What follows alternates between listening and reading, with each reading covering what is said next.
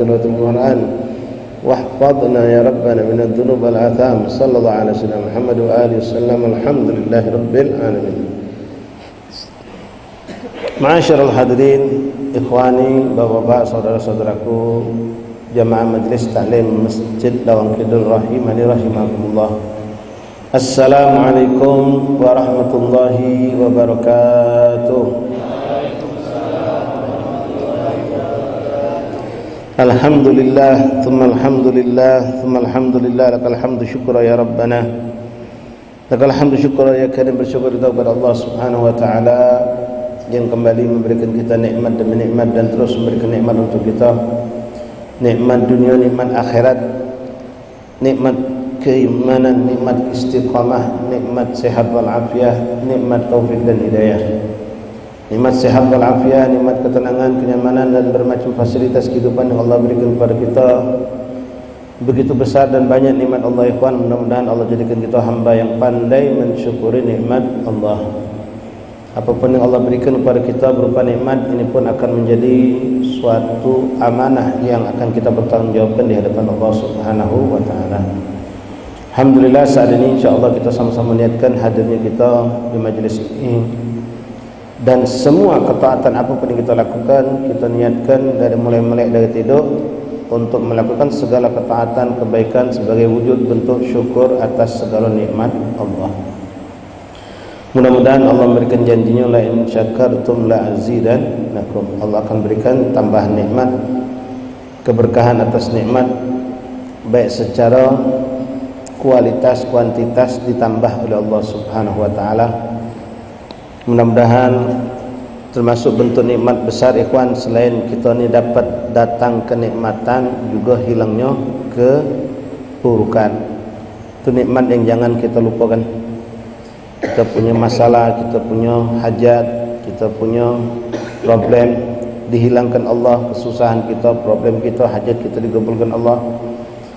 Sehat yang Allah berikan selalu untuk kita adalah nikmat yang besar yang patut dan wajib kita syukuri.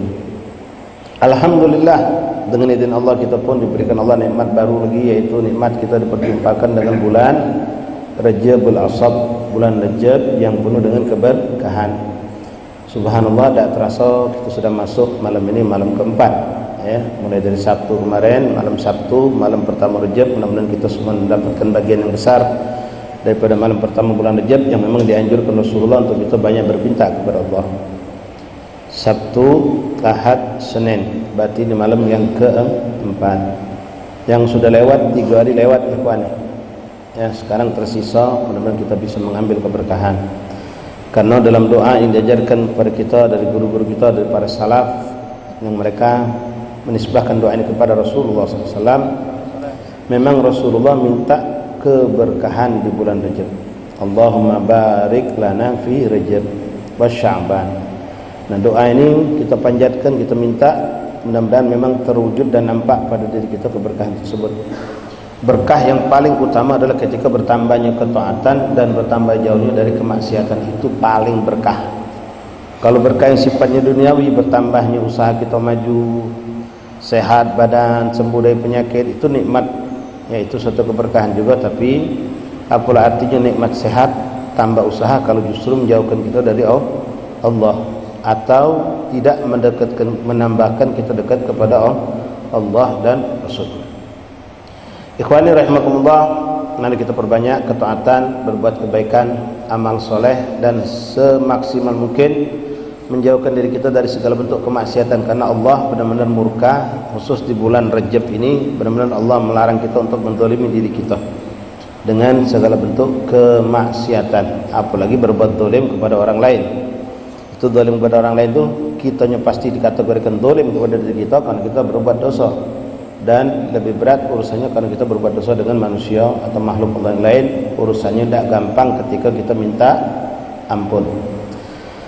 Bulan Rajab kita dianjurkan memperbanyak istighfar, memperbanyak taubat kepada Allah. Itu dosa kita sama-sama Allah. Mungkin banyak kita melakukan dosa kesalahan terhadap Allah, kita istighfar, taubat, nasuha, lalu diterima oleh Allah. Tapi kalau itu dosa yang sifatnya dengan selain dari Allah kepada makhluk Allah, terutama itu manusia, maka tidak selesai dengan kita nangis istighfar. bertobat, tapi kita harus minta maaf, minta ridha kepada orang yang kita zalimi. Kalau kita mengambil hak mereka, kita harus kembalikan hak milik mereka. Kalau kita pernah memakai milik mereka tanpa izin, harus minta halalnya. Kalau itu makan minum tadi tidak mampu, atau barang yang kita ambil harta mereka tidak mampu, kita kembalikan.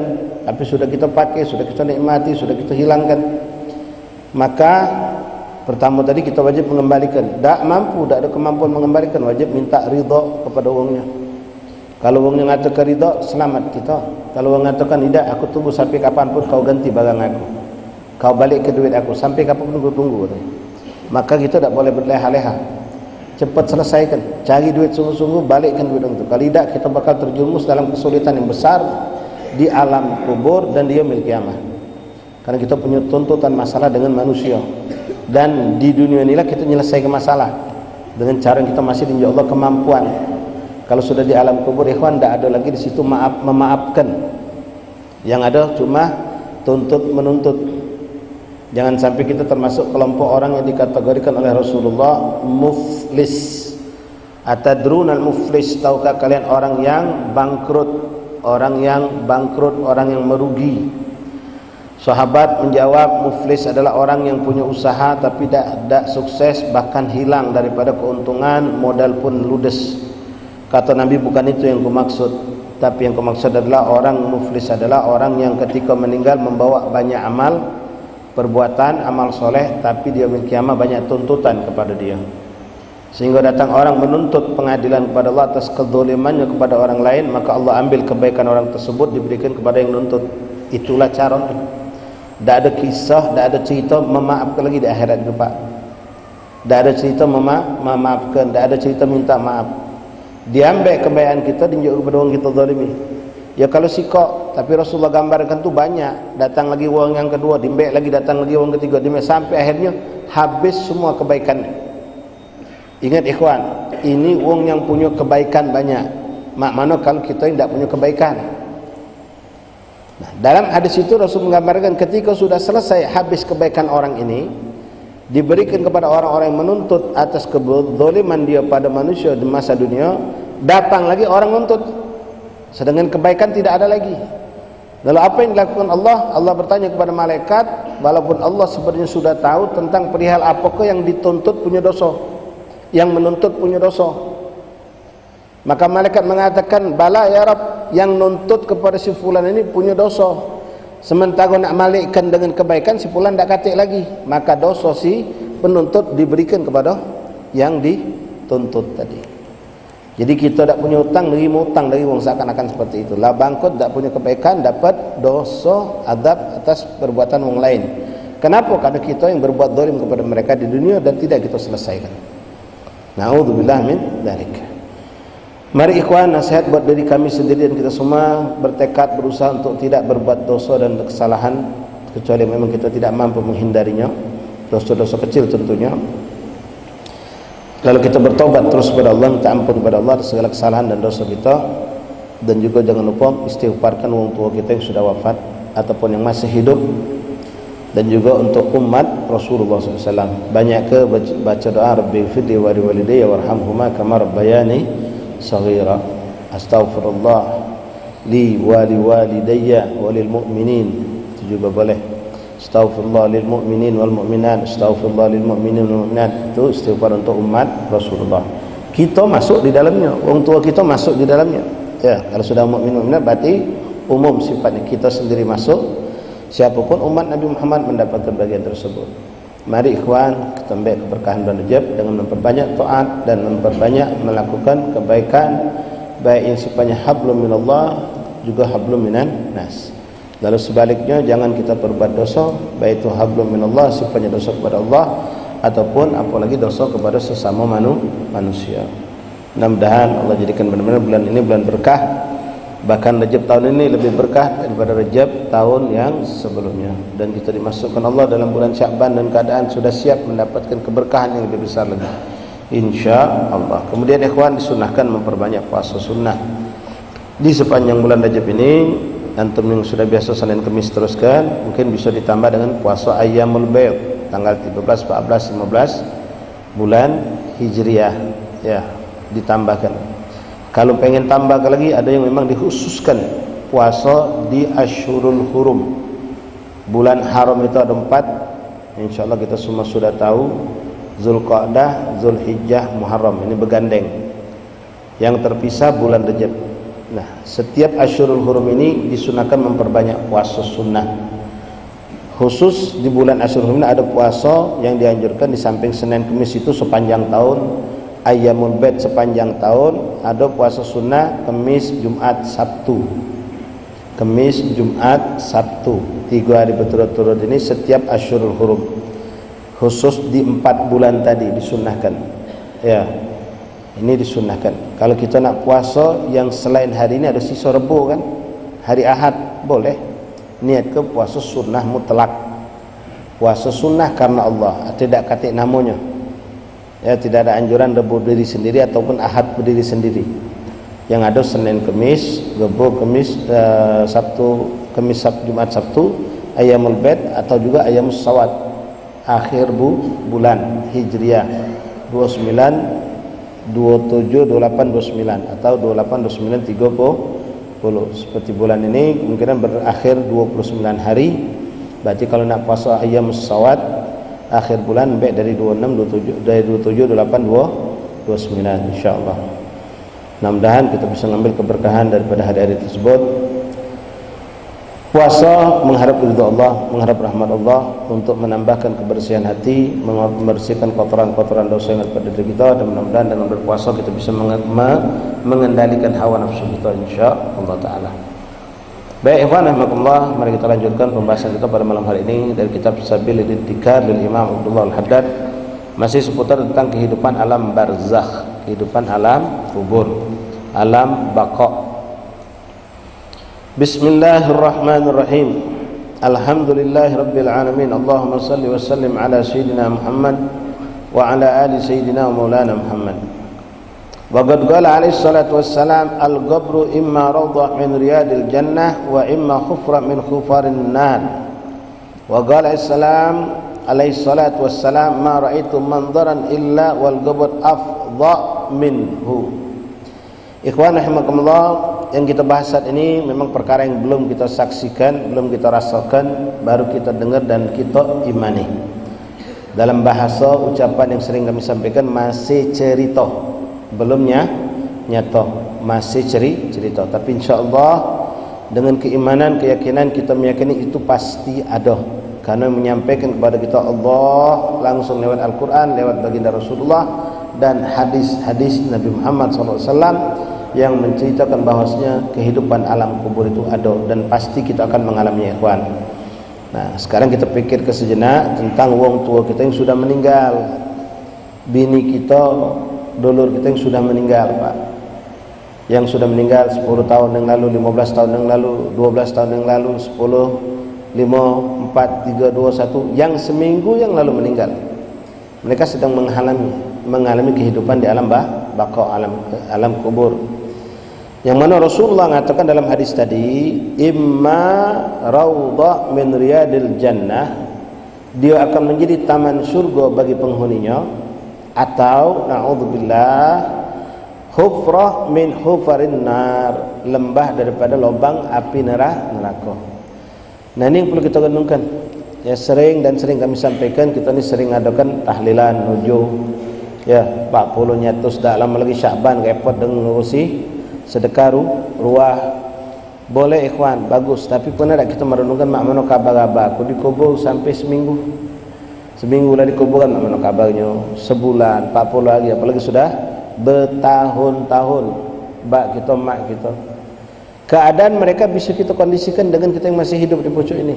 Nak dikondisikan senang di dalam kubur, apa dalam keadaan tersiksa. Kita yang masih hidup punya dinja Allah wewenang, kemampuan untuk menjadikan apa yang kita penginkan buat orang tua kita. Kenapa? Rasul menjadikan sudah awalidun salihah yad'u lah, bukan doa baik sebenarnya. Apa banyak dalam Al-Quran, bahkan disebutkan dalam hadis pun, amal soleh yang kita lakukan baik dari tilawah, bacaan-bacaan, termasuk sedekah yang kita niatkan untuk mereka akan sampai kepada mereka menjadi keberuntungan buat mereka di alam kubur. Makanya Nabi pernah mengatakan, dalam kitab ini pun sudah disebutkan, Nabi mengatakan laulal ahya lahalakatil amwat. Kalau bukan berkat wong yang masih hidup di pucuk bumi, kebanyakan ahli kubur itu binaso, kata Rasulullah. Artinya di sini menunjukkan adanya hubungan masih kuat. Kalau bukan yang hidup, berkat yang hidup di pucuk dunia, kebanyakan ahli kubur itu binaso, kata Rasulullah. Ini untuk siapa? Untuk orang yang maaf tak punya bekal, lalu wafat dalam kemiskinan amal, apalagi yang banyak berbuat dosa dan kesalahan, tersiksa. Seperti Nabi mengatakan khufra min khufarin nar, dia merasakan azab kubur, merasakan azab kubur. Makanya dalam hadis lain nanti disebutkan orang ahli kubur dari kalangan orang kafir, orang fasik itu meminta agar kiamat ini ditunda, jangan dicepatkan. Kenapa? Yang sekarang kami tidak sanggup sudah ngalapinya azab Allah yang ada di kubur itu, apalagi kalau kiamat berarti azab neraka sudah dekat.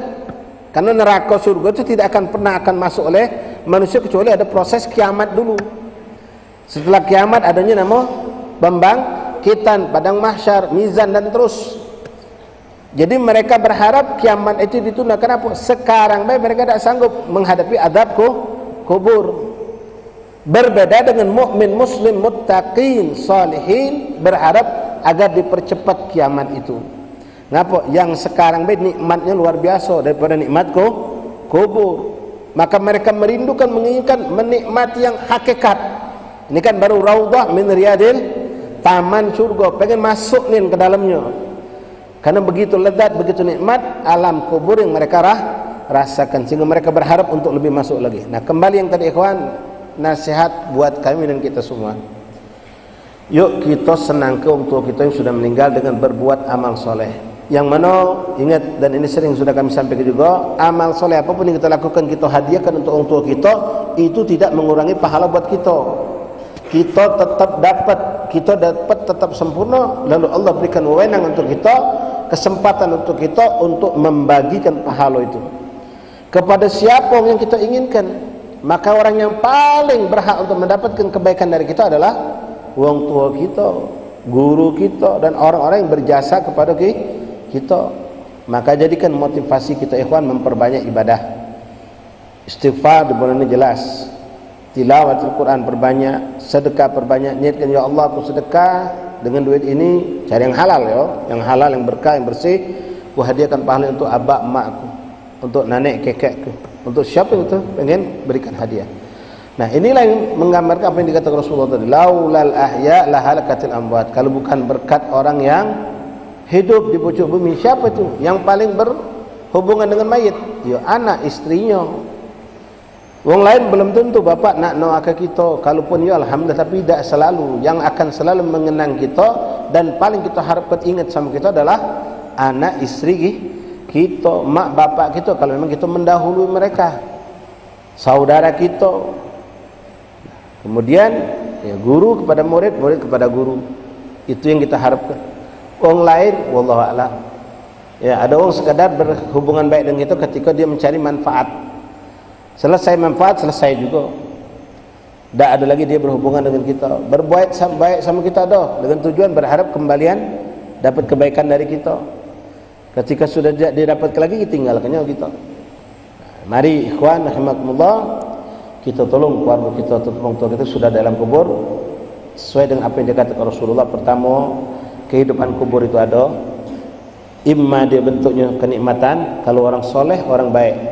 Kalaupun sekali lagi minta maaf, orang tua kita belum terkategori orang yang soleh, maka yuk jadikan diri kita hamba Allah yang soleh, untuk menjadikan keberkahan kesolehan kita didapatkan oleh wong tua kita yang sudah meninggal dunia terutama. Karena Nabi tadi menjelaskan laulal ahya la halakatil amwat. Kalau bukan berkat wong yang hidup dengan amal soleh, dengan sedekah, dengan tilawah, dengan zikir, dengan segala kebaikan mereka, maka yang dihadiahkan kepada ahli kubur, kalau itu tidak kati, maka celaka ahli kubur itu, binasa. Siapa mereka? Ya tentu orang yang tidak beramal soleh. Ya, atau maaf, ini untuk kita berpikir dan juga untuk kita koreksi diri kita masing-masing. Abakku dulu semayang ngajin Ustaz, tapi aku tahu yang semenjak aku majlis solat bak aku tak terima Tuhan, tak terima Allah. Ngapa? Wuduk ni berbasing baik, solat aurat gerak terbuka, solat ada solat, ibadah. Maaf, hati-hati kita juga yang sekarang mungkin macam itu. Perhatikan diri kita. Jangan kita ngerasa kita sudah sholat hari ini, kita sudah sholat, kita sudah melakukan ini dan itu, bahkan ibadah kita banyak, tapi ternyata indallah ghairu maqbul, tidak diterima Allah karena tidak memenuhi syarat hukum syariat. Hati-hati ya. Nah, kalau kita tahu untuk itu min ahlil khair, orang yang soleh, ahli ibadah, orang yang dekat sama Allah, pun tetap kita pengen lebih ke nikmat dia, kita tambahkan kebaikan-kebaikan untuk mereka. Terutama lagi ikhwan, berbuatlah untuk memberikan amal jariah buat mereka. Wong tua kita apalagi dulu kita paham, tak punya duit lebih, tak ada namanya sedekah jariah, atau tak paham, tak tahu, tak ada yang ngarahkan, maka kita sekarang berusaha nyari duit, kita jadikan harta kita jariah, hadiahkan pahalanya untuk wong tua kita yang sudah meninggal. Taib ikhwan rahimakumullah. Lalu Rasul mengatakan, ma ra'aitu mandaran illa wal qabr adha minhu. Aku tidak menyaksikan suatu pemandangan yang buruk kecuali kubur itu paling buruk keadaan. Kubur itu paling mengerikan. Ini untuk orang-orang yang memang bukan orang yang soleh. Kita menyaksikan di muka bumi Allah keadaan yang mengerikan, menyeramkan. Maaf, ada orang yang disiksa, orang diadab, dipukul, disiksa, atau mengalami kecelakaan dengan segala bentuk keburukannya. Alam kubur lebih serem dari itu. Alam kubur lebih mengerikan dari itu. Siapa yang ngomong? Rasulullah. Tidak aku pernah menyaksikan suatu keadaan yang buruk kecuali kubur lebih buruk dari itu, kata Nabi sallallahu alaihi wasallam. Tentu ini untuk orang yang memang tadi ya, yang dikatakan Rasulullah, khufra min khufratin nirawan, tidak punya amal soleh. Atau maaf, kita ngasuh dulu banyak amal soleh, tapi kita sadar kalau dulu sedekah dari awal sampai akhir tidak pernah karena Allah. Sedekah apa kata? Minta cari muka, minta cari penghargaan, minta dilihat orang, minta dipuji, atau kita saing-saingan sama orang yang kita anggap sebagai saingan kita dalam kebaikan. Wallah, merugi kita ikhwan. Belasan tahun berbuat seperti itu. Nangislah kita hari ini. Kenapa? Tidak ada nilai insyaallah. Tapi kalau hari ini kita taubat-taubatan nasuha, boleh jadi Allah akan memaafkan dan menjadikan amal itu makbul. Kalau memang kita taubatan nasuha, menyesali atas keburukan kita. Atau seperti yang kami gambarkan tadi, maaf ikhwan, banyak di antara kita baru nyentuh majelis 2, 3, 4 tahun yang lalu. 2, 3, 4 tahun yang lalu. Sekarang umur inti misalnya 34 tahun, berarti 30 tahun itu balik dari umur 12, 17 tahun sholat inti belum benar, inti sadar gitu. Aku baru kenal bab wuduk yang benar, cara solat benar, bacaan semenjak aku duduk di majlis. Kapan tu? Baru 2 tahun terakhir lebih. Umur kau berapa? 40 bib. Hitung 2 tahun sampai 40 berapa sisa? 38 potong 12 atau kelas belum balik, tak dihitung. Sekian belas tahun itu solat kau apa kabarnya? Kalau kita sadar ya kuat, ternyata solat kita selama ini maaf jauh daripada sah, Allah masih beri kesempatan qadai. Qadai itu solat, bukan mengqada hanya untuk orang yang tidak solat. Orang yang meyakini solatnya tidak diterima Allah, entah dengan bacaan yang tidak benar, wuduk tidak benar, istinja tidak benar, gerakan membatalkan solat dia kerjakan, dia tidak peduli selama ini, tidak memenuhi syarat, tidak memenuhi rukun, maka solat anda seperti tidak solat. Qadha, diguyuri, dikejar. Ya, qadha solat itu juga perlu diketahui ikhwan, tidak harus solat A di solat A, solat B di waktu B, tidak. Macam sekarang maghrib, qadha maghrib, isya tidak boleh, tidak. Sekarang itu mau qadha zuhur boleh, di waktu seperti mau qadha subuh boleh, ba'dal isya panjang waktunya, anak pengen qadha subuh 5 kali, isya 5 kali, maghrib 5 kali, zuhur, silakan, bebas waktu. Tidak harus di waktu solat subuh baru boleh qadha subuh, tidak. Jelas? Jadi ingat sekali lagi ikhwan, bukan untuk wong yang cuma tahu benar dulu tak solat, yang tahu dan atau dia ragunya lebih kuat kepada tidak sahnya tentang ibadah dia dulu solatnya sekian belas tahun semenjak balik sampai hari ini. Dia baru sadar kalau Fatihahnya selama ini tak benar, rukuk sujudnya tak sempurna, wuduknya tak benar, maaf mandi wajibnya ternyata tak sah, qadai, diqadai. Jangan kita sekarang ngerasa sudah nyaman aman, lupa kalau kita kemarin punya ibadah yang tidak diterima oleh Allah, itu kan dituntut. Mari kita qadha di bulan Rajab ini, jadikan berkah itu nampak dengan mengqadha salat. Ya, salat wajib. Kalau memang kita ada keyakinan atau ada keraguan antara salat kita kemarin sah atau tidak sah. Kalau yang memang tidak salat, tidak usah ditanya Pak. Jelas itu dituntut untuk mengqadha. Jangan berpegang dengan ungkapan ada sebagian orang mengatakan yang lewat, tak perlu nak diqadha.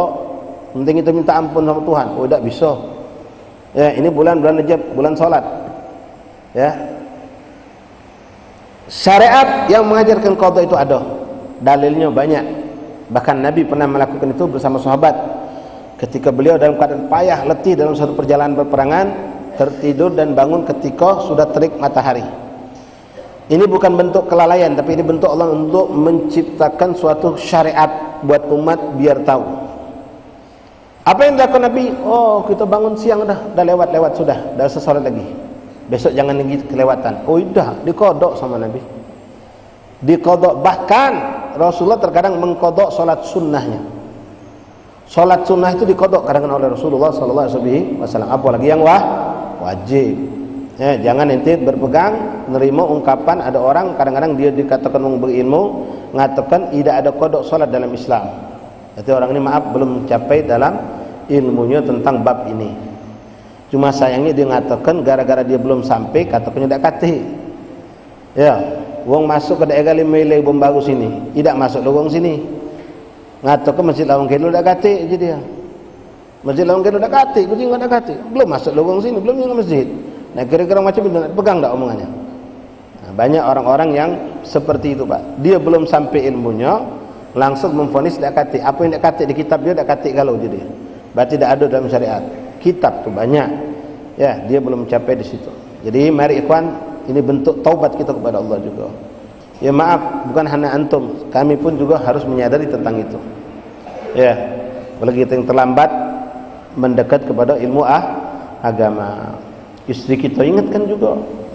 Ya, mungkin segitu sampai sekarang tidak paham di solat yang benar mana, mandi wajib benar mana, tidak tahu dia. Nah, ini perlu kita mumpung diberikan Allah kesempatan untuk memperindah kuburan kita besok. Dengan kita bertobat, memperbaiki ibadah kita yang salah. Jadi bukan yang ke depan baik kita benari Pak, yang lama tu dikodok. Sekali lagi, bukan yang tidak solat saja yang mengkodok itu. Siapapun yang ngerasa solat kemarin belum benar, belum ada bimbingan ilmu, maka kodoklah sekarang. Bahkan sebagian ulama mengatakan haram baginya untuk bersantai-santai ngisi waktu kalau dia belum mengkodok solat. Nonton bola, nonton ini, nyantai, ngopi, ngetek, kelakar di warung, sementara kodoknya banyak, utang banyak, tak dikodoknya. Oh, tak boleh. Bahkan sebagian ulama mengatakan tidak boleh memperbanyak ibadah sunnah sebelum dia memastikan kodok sudah dilakukannya dengan jumlah yang banyak atau sudah dia tutupi galau-galau. Jadi penting, jangan dianggap sepele. Begitu juga maaf ikhwan, ya mungkin ada kita nih seperti saya katakan baru kenal masjid, baru dekat dengan asatis, baru hijrah lah istilah 4-5 tahun inilah. Dan kita sadar kalau dulu puasa kita itu tidak tahu mana hukumnya. Puasa kita dulu kita tidak tahu hukumnya. Mungkin kalau kita setelah telaah dengan ilmu yang kita pelajari sekarang banyak daksanya, kodok juga ikhwan. Puasa itu wajib dikodok juga, jangan disembarangkan. Ya, mungkin kita pernah dengan alasan yang tidak diterima syariat membatalkan puasa atau tidak puasa dengan hukum yang kita atur sendiri barangkali. Ada orang kan tidak puasa ngapa, musafir, tapi keluar dari rumah jam 9 pagi. Ini karena kebodohan tadi kan. Dia musafir tapi jam 9 baru keluar dari rumah. Tak puasa dia, tak boleh secara hukum syariat. Itu ada ilmunya. Untuk tidak puasa dalam safar, untuk tidak salat Jumat dalam safar, itu ada ilmunya, harus kita pelajari. Atau mungkin dulu kita pernah musafir, kita menjamak mengqasar tapi tidak sesuai dengan hukum melok-melok baik. Nah, itu juga perlu diqadha. Apapun singkatnya, ibadah yang kita yakini kemarin dari ibadah yang wajib adalah secara hukum tidak dikatakan sah, maka qadha hari ini qadha. Ya, kita qadha. Bahkan untuk ilmu-ilmu hadir di majlis ilmu-ilmu yang sifatnya tidak darurat boleh ente tinggalkan dulu demi mengqadha salat. Habis isya ini ente nak pergi maulid misal, nak pergi burda, nak pergi majlis gotib misalnya, ente boleh tinggalkan dulu itu, qadha dulu. Atau ilmu alat, ilmu nahwu sharaf, ente belajar biasanya sama ustaz A badal isya, ilmu faraid, ilmu mewaris. Ente sekarang tahu kalau ente punya utang, tinggalkan dulu itu majlis apa-apa. Tapi maaf, jangan salah ya, ini sekadar buat standar. Kalau majlis boleh ente tinggalkan, apalagi cuma majelis. Tahu majelis? Duduk nangkring, ngopi, ngetek, kelakar dalu, nonton HP. Ini lebih utama lagi untuk kita singkirkan. Lah majelis yang bukan darurat boleh inti boleh singkirkan dulu demi membayar qada salat. Apalagi yang tidak ada nilai ibadahnya. Paham? Ya, jangan kaget majelis ditinggalkan tapi majelis masih jalan lah. Salah pula. Siapa ngajar? Ustaz Sukri. No. Ya, itu standar beber tahu. Kalau yang sifatnya bukan fardu ain, hadir majlis seperti rotib, maulid, burdah, zikir, ya, ziarah misalnya, atau majlis ilmu nahwu sharaf, waris mawaris, bab nikah, itu belum butuh sekarang. Ente boleh tinggalkan ngapo? Ana baru tahu malam ini ana wajib qada, ana nak qada salat. Besok ana ada janji nak main futsal, tinggalkan dulu futsal itu. Majlis biar ku tinggalkan. Apalagi futsal. Kawan nak ngajak kita makan di mana, ada restoran berbuka, agak dulu batal ke dulu. Ngapo? Majlis lagi aku bolehkan Ustaz tinggalkan, apalagi untuk urusan itu batalkan. Ya kalau kita memang takut, karena kita tidak tahu umur kita ikhwan.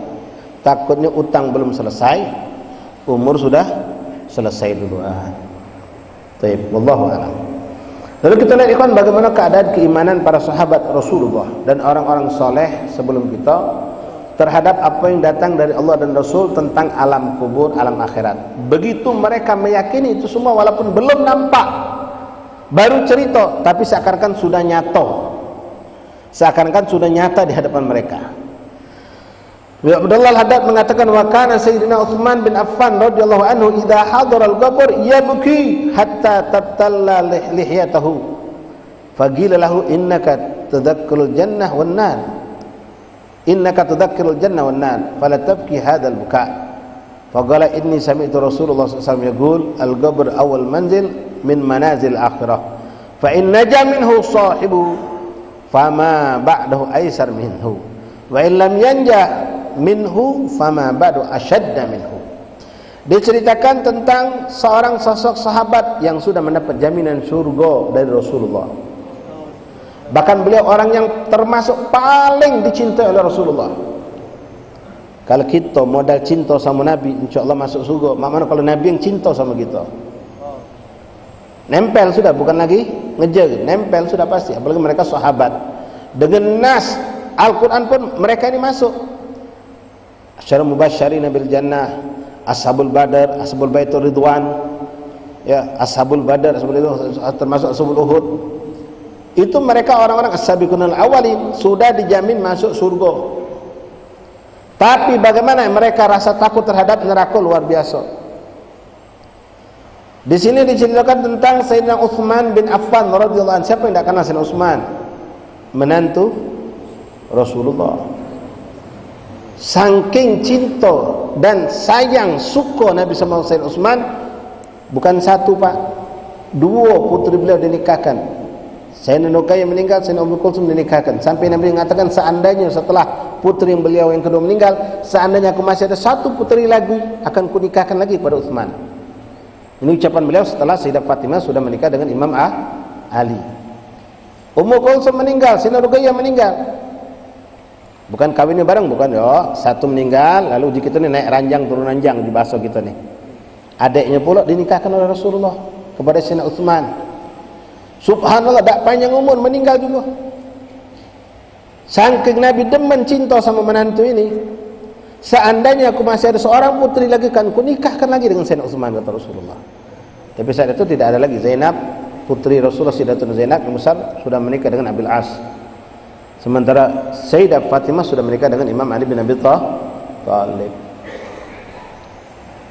Sayyidina Utsman bin Affan radhiyallahu anhu, diceritakan beliau ini idza hadaral qabr yabki, kalau masuk perkuburan selalu menangis. Nangisnya bukan cuma nangis melalir mata, terseguk-seguk sampai janggutnya basah dengan air mata. Hatta tabtalla lihyatahu, sampai basah dia punya jenggot. Nah, kalau sudah basah jenggot itu berarti nangisnya deres luar biasa. Faqilalahu, lalu ada orang yang berkata kepada beliau, innaka tadzakkar jannah wan nar fala tabki hadzal buka. Apakah kau ingat tentang neraka dan surga? Janganlah kau menangis seperti itu. Faqala, neraka surga kan masih jauh, Pak. Dan mereka tahu Sayyidina Utsman itu siapa, kedudukannya bagaimana. Maka kamu tidak usahlah kau tangisi kalau kau masalah neraka dan surga. Kenapa? Kau sudah pasti tempat kau di surga. Faqala, lalu Sayyidina Utsman berkata kepada sahabat yang bertanya, ngapa kau nangis sampai macam itu? Lalu beliau sampaikan, ini hadis buat saya, Pak, buat kita semua ikhwani rahimakumullah. Apakah Sayyidina Utsman Affan, inni sami'tu Rasulullah sallallahu alaihi wasallam yaqul, aku nangis ini karena aku teringat dengan ucapan Rasulullah. Rasulullah itu pernah berkata, al-qabru awwalu manzila min manazilil akhirah. Kubur ini adalah pintu gerbang pertama, tempat tinggal pertama kita menuju hari akhirat setelah kehidupan dunia. Kehidupan yang pertama dari kehidupan akhirat adalah alam kubur. Fa in naja minhu sahibuhu fama badu aisar minhu. Kalau dia selamat di kubur ini, kata beliau, Rasulullah yang mengatakan ini, kalau di kubur ini dia selamat, senang, nikmat, maka setelah alam kubur dia akan mendapatkan kelebihan daripada itu. Lebih senang, lebih nikmat, lebih mudah. Segala urusan akan gampang menuju kepada surganya Allah. Tapi sebaliknya, wa illam yanjah minhu, tapi kalau dia tidak sukses, tidak berhasil, dia tidak mengalami kenikmatan, kesenangan di alam kubur, maka fama ba'dahu asyadda minhu, setelah ini nanti akan lebih dahsyat, lebih mengerikan, lebih susah, lebih pedih, lebih mencekam. Mulai hari kebangkitan di padang mahsyar dia bakal mengalami lebih susah lagi, di sirat lebih susah lagi, terus sampai ujungnya na'udzubillah min dzalik, masuk ke nerakanya Allah. Jadi penentu di kubur itulah. Setelah kubur itu baik, maka setelahnya akan lebih baik lagi, lebih nikmat lagi. Maka yang saya gambarkan tadi dari hadis Rasulullah juga, Pak, orang fasik, orang munafik itu minta untuk apa? Kiamat ditunda.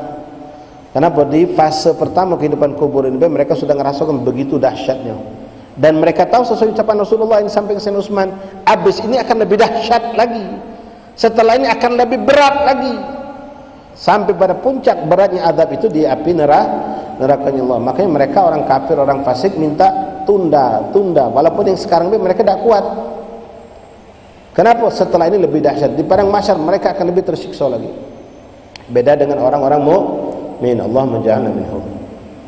Orang mukmin, orang soleh di dunia, di alam kubur mereka merasakan kenikmatan, kelezatan, kemudahan, kesenangan, maka mereka minta agar dipercepat kiamat. Kenapa? Ini baru tahapan pertama, belum naik kelas berikutnya, akan lebih nikmat lagi, akan lebih mudah lagi, akan lebih senang lagi. Maka mereka minta dipercepat kiamat itu.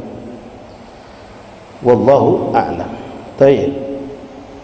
Inni sami'tu Rasulullah sallallahu alaihi wasallam al-qabru awwal manzil min manazil akhirah fa in naja minhu sahibuhu fama ba'dahu aisar minhu wa illam yanja fama ba'dahu ashadda minhu. Wa qala sallallahu alaihi wasallam inna lil qabri dhaghah walau naja ahadun minha la naja Sa'ad bin Mu'ad wa huwa alladhi ihtazza lil mautihi 'arsyul rahman.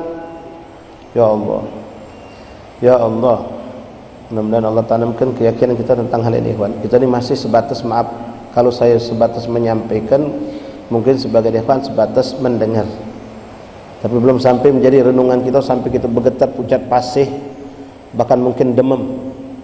Ya, seperti kan banyak orang ketika dibayangkan tentang dia bakal mengalami suatu muskilah besar sampai dah baca tidur, Pak.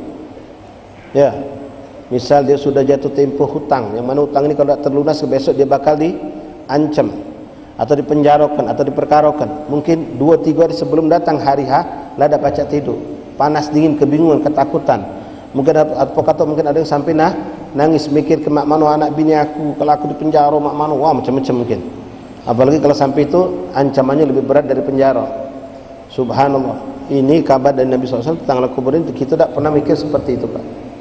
Tapi orang seperti Sayyidina Utsman dan kebanyakan sahabat Nabi memikirkan itu.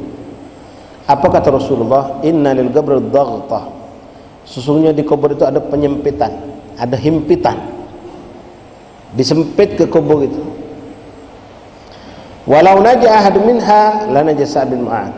Maka kalau seorang di antara kalian ada yang selamat, maka Sayyidina Sa'ad bin Mu'adz termasuk orang yang selamat, kata Rasulullah. Siapa Sa'ad bin Mu'adz itu? Sahabat Nabi yang memiliki kelebihan yang teramat sangat hebat. Rasul mengatakan fa'in wa huwa alladhi ihtazza li mauti arsyil rahman. Sayyidina Mu'adz bin Dzabban ini, Sa'ad bin Mu'adz, termasuk juga asyur masyarakat jannah. Sa'ad bin Mu'adz ini adalah seorang sahabat Rasulullah yang mana ketika dia wafat, arsy-Nya Allah bergoncang. Kalau Nabi wafat, arsy bergoncang itu suatu yang sangat-sangat layak. Tapi ini bukan Nabi, sahabat Rasulullah. Arsy-Nya Allah bergoncang atas wafatnya Sa'ad bin Mu'adz. Setiap orang akan mengalami itu, kata Rasulullah, kecuali orang-orang yang selamat. Nah, termasuk orang selamat itu Sa'ad bin Mu'adz, kata Rasulullah SAW.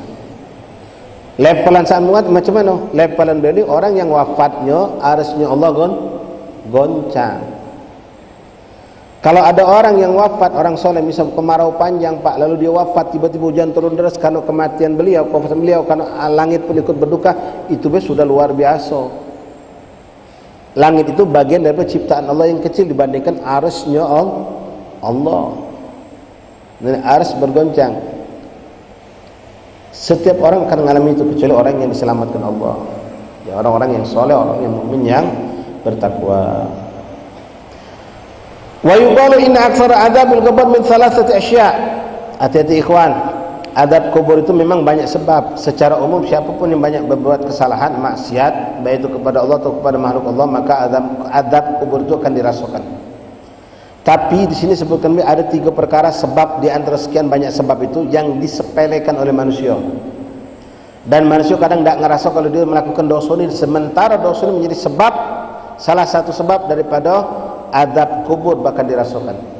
Kalau maaf orang bermaksiat, tak solat, segala macam, mabuk, berzina, ya macam-macam lah, itu jelas perbuatan itu na'udzubillah terkutuk dan menyebabkan mereka masuk kubur akan diadab oleh Allah. Tapi ada beberapa poin dosa yang dianggap uang kecil sehingga manusia melakukan dianggapnya biasa baik, sementara itu menjadi sebab dia akan diadab dalam kubur. Artinya mungkin uang ini Pak, pelaku ini tidak berzina, tidak pernah nyentuh minuman keras, tak tahu yang namanya narkoba, tak pernah mencuri, tak pernah apalagi melakukan hal-hal yang buruk, membunuh segala macam, tak.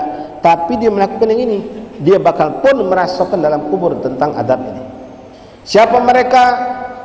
3 disebut oleh Rasulullah dalam hadis ini. Inna aktsara adzabil qabr min thalathati asya'. Bahkan Nabi mengatakan paling banyaknya adab kubur itu didapatkan lewat 3 perkara ini. Yang pertama, al-ghibah.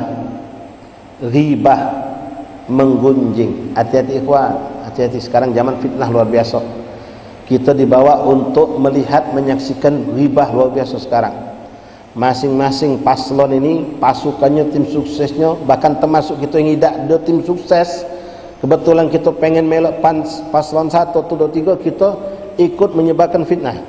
Menyebarkan bukan fitnah. Kalau fitnah itu memang perkara yang tidak ada. Yang memang ada nihan.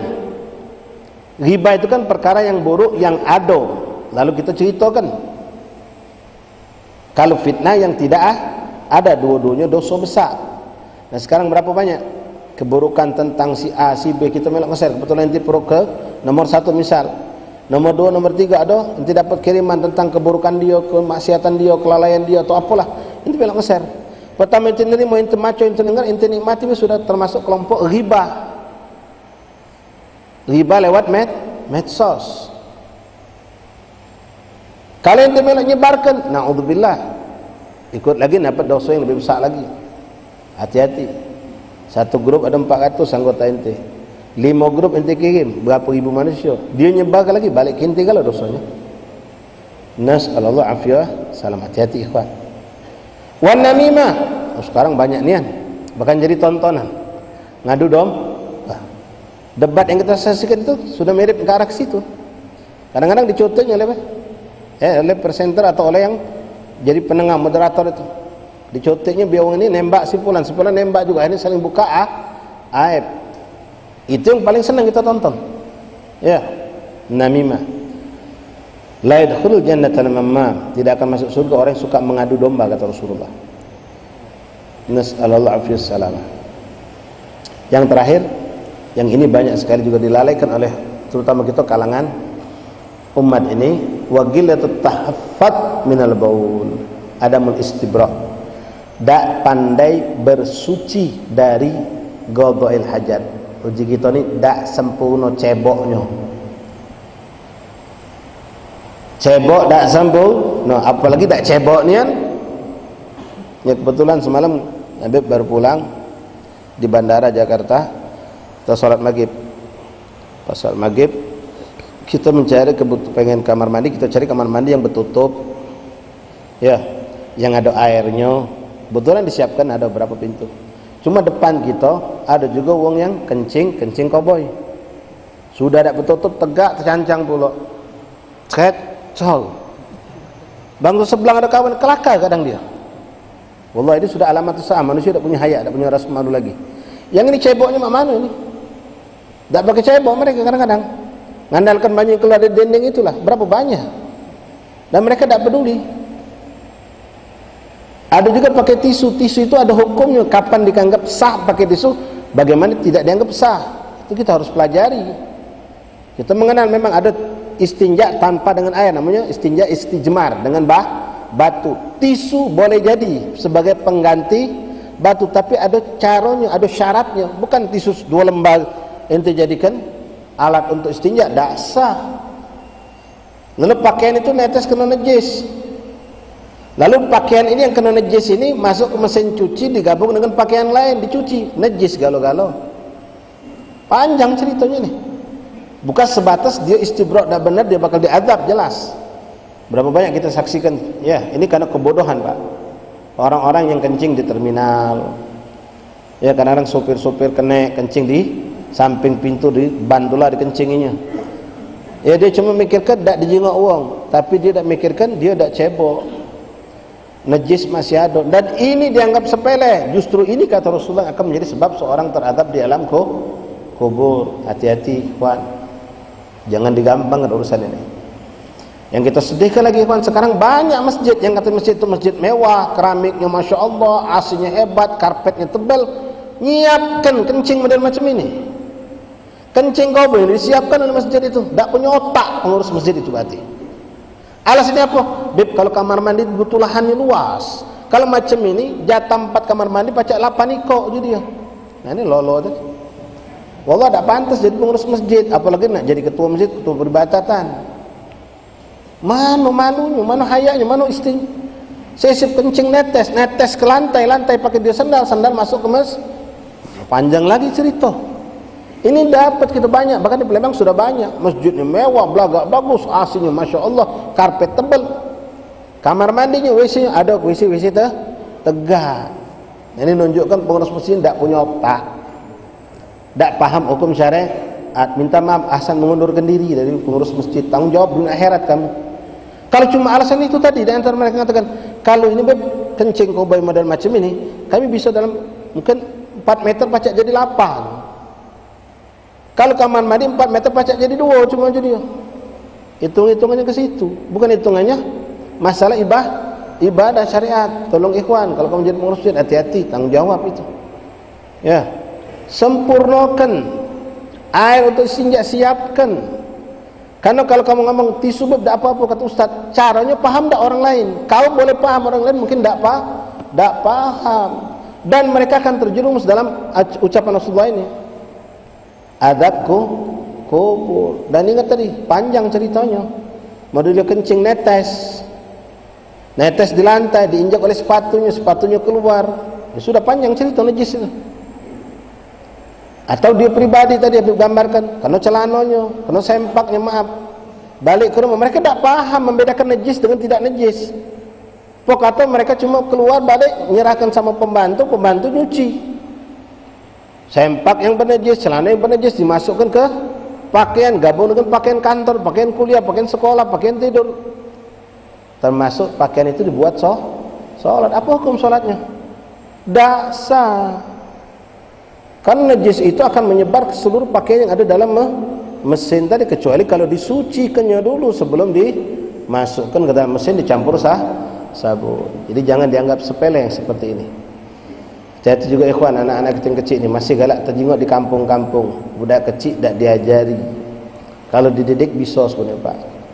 Main, habis main pengen koyo langsung tegak pinggir got, pinggir paget langsung nyelot nurun ke celana, udah selesai sudah.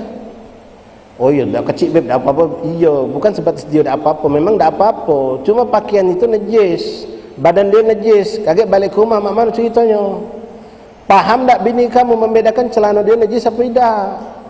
Nanti istri kita apa kata campurnya dengan sarung kita ke masjid. Ya, najis lah kalau ikhwan. Apa hukum salat membawa najis? Tidak sah. Nah, yang macam ini yang perlu diqadha. Yang macam ini perlu diqadha. Orang dah paham, kenapa yang tidak cebok? Dah ada banyu, itu kan di mobil ente banyak banyu-banyu ini, banyu botolan.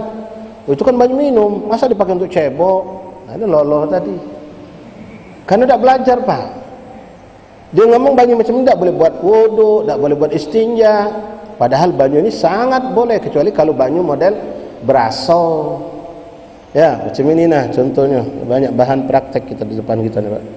Ini bening juga dalamnya, tapi beraso ya tak boleh buat istinja, tak boleh buat bersihkan najis, ada rasa, ada bau, ada warna. Banyu mawar bening, tapi tak boleh. Kenapa dia berbau? Kecuali yang asli, seperti air sungai yang butek warnanya kuning, air laut yang rasanya asin, itu asli, itu diperbolehkan.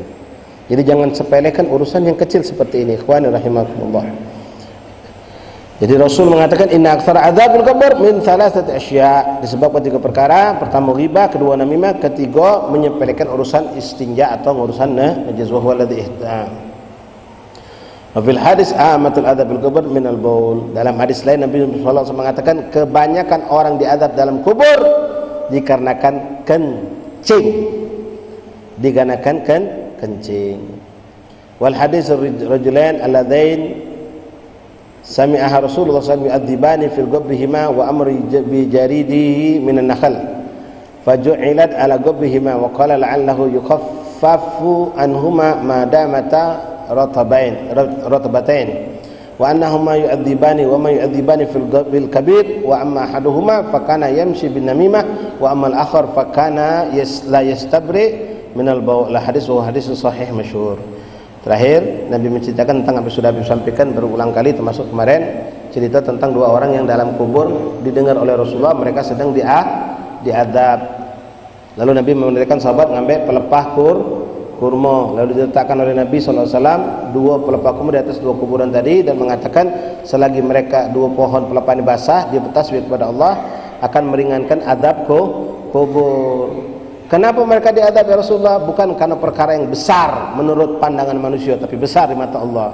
Yang satu tukang ngadu domba, namimah. Yang kedua tidak suci, tidak bersih dalam urusan istinja. Wallahu a'lam bishawab. Masyaallah, mungkin saya bisa sampaikan pada malam hari ini. InsyaAllah mudah-mudahan banyak masalah afian, dan ada halangan kita berjumpa lagi pada malam Selasa yang akan datang. Malam ini ikhwan insyaAllah ada pembukaan majelis Rotib Arba'in, ya, rangkaian Rotib yang dilakukan oleh ikhwan kita dari majelis Awabin. Memang dari zaman dulu, zaman guru kita lah Ustaz Syekh Ali Umar Taib membukaan majelis Rotib Arba'in, dan alhamdulillah sampai sekarang masih diteruskan oleh putra beliau dan murid-murid beliau. Dan majelis ini terbuka untuk umum, ya, di mana antum mungkin dapat jadwal untuk bisa hadir. Ya, seperti Maulid Arba'in, Maulid Isyirin kemarin, umum sifatnya. Malam ini pembukaan insyaallah di Produksim, ya, Produksim baru kayaknya, ya, tempat Syekh Al-Akh Idrus Hasan. Ada majelis taklimnya, apa namanya itu majelis taklimnya itu? Al-Abrar, ya. Yang jelas antum masuk Produksim insyaallah ketemu. Pada sini pembukaan, ya, nanti dia ada jadwal tiap malam diumumkan juga di mana besok dan seterusnya. Majelis Rotib Arba'in insyaallah taala. Wallahu a'lam bishawab. Fadhal adzan insyaallah.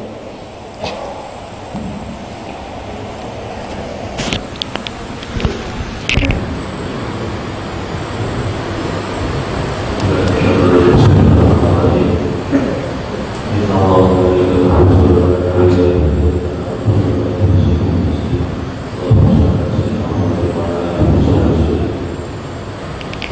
Allah